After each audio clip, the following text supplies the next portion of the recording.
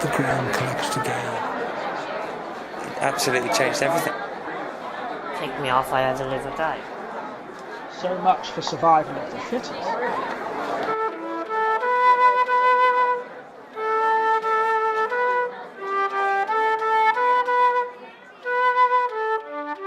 When I was in year 2, things happened that made me worried. This made me stop talking in the school. See how you get on with these.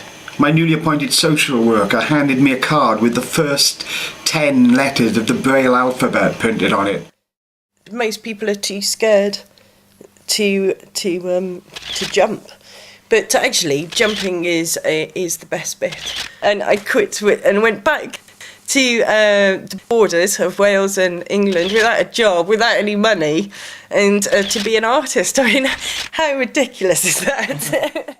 I was in the obstacle race, the egg and spoon. You'd have to run 10 metres with the egg and spoon, then you'd have to go over a wooden bench, to jump into this sack and go 10 metres in the sack, then go underneath this crash mat and run to the finish.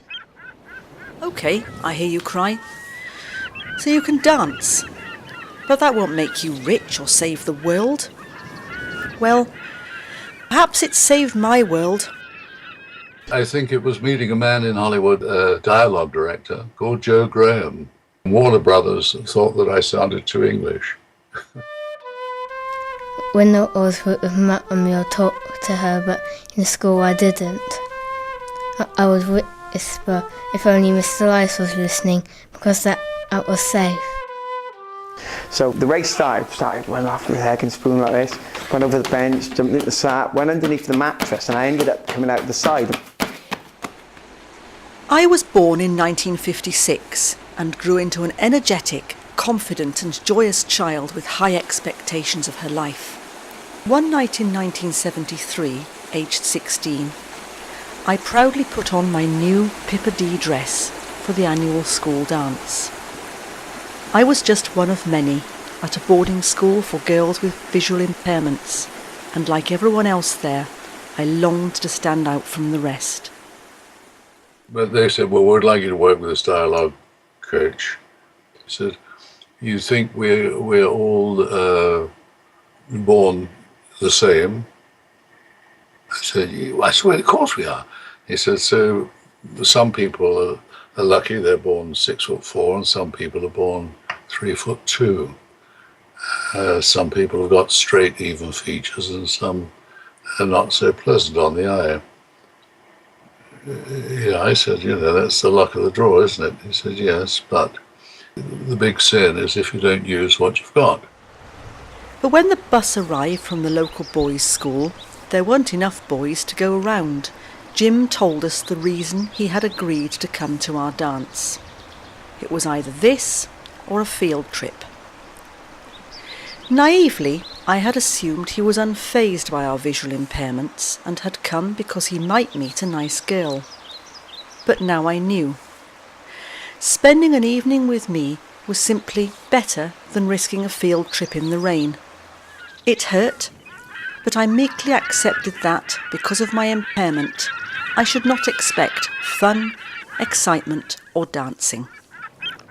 My Pippa D dress went to the back of my wardrobe.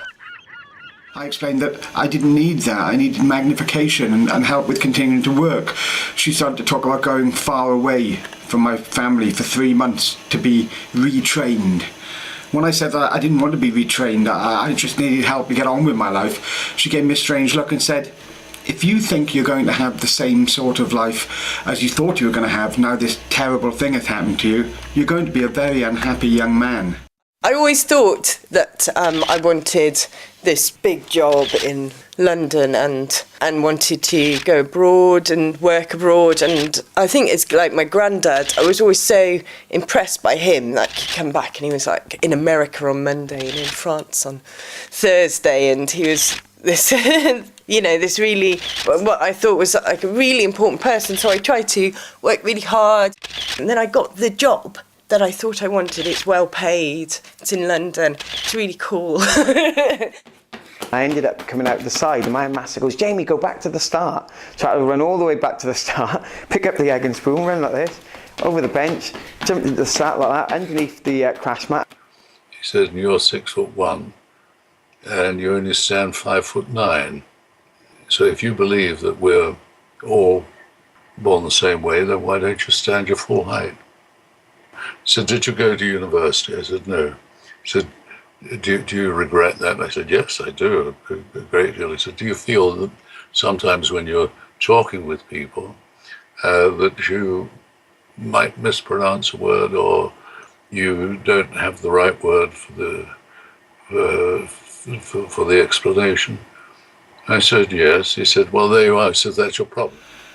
And then I realised I was going to be sent away to be retrained to accept a second-class life, to be a compliant, helpless, disabled person. And so I said, no thanks. I think I'll do things my own way. I needed to dance.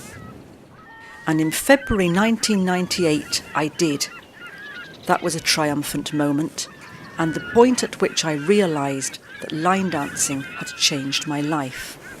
But it had another priceless gift for me, the opportunity to reclaim something I had lost.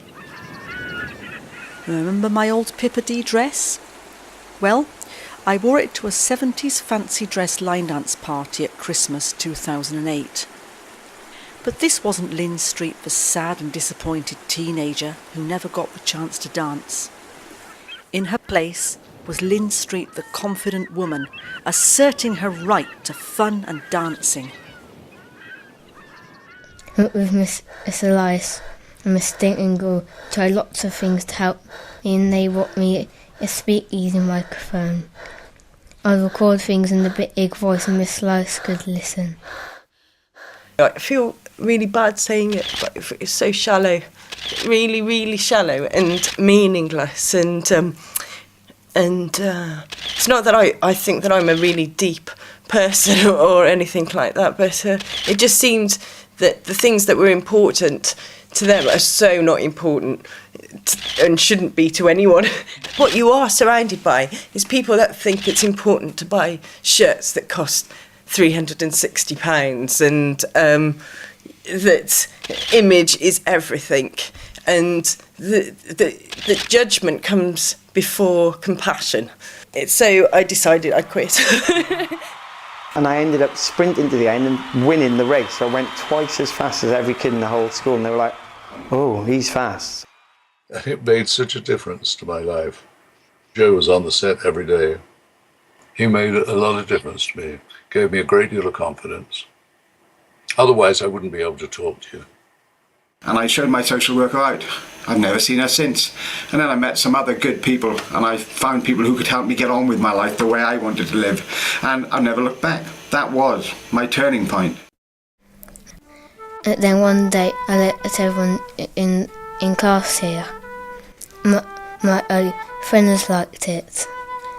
Everyone noticed when I was sad or happy and what I liked to do. I'm proud of myself and so my teachers and my friends. People know me now.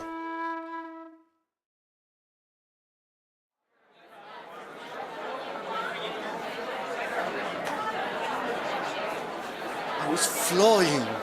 I kissed everyone, everything, even the tree. So I bought my ticket, came down to the big smoke and walked into this magical world. And then one day, my arch enemy was in the pool. I thought I had been saved from drowning. He cut me up, I got art all over inside my body. Well, it was like opening up a treasure box for me. My last memory of my grandma was her laughing with me. Even today, they can make me cry if they come over. The sunlight came in through the frosted glass of Nana's bathroom window. The gun wasn't there. Fate is what happens to you. Destiny is what you do with what happens to you. And he would never let me go down the pits. And did they go to Hunter's Tryst? Went to Belgium with £3 in my pocket. I've offended God and mankind because my work did not reach the quality it should have. Music is international. Never understood how you clouds alone so. He said, you know what, you should send these to John Peel. What a bloody marvellous idea.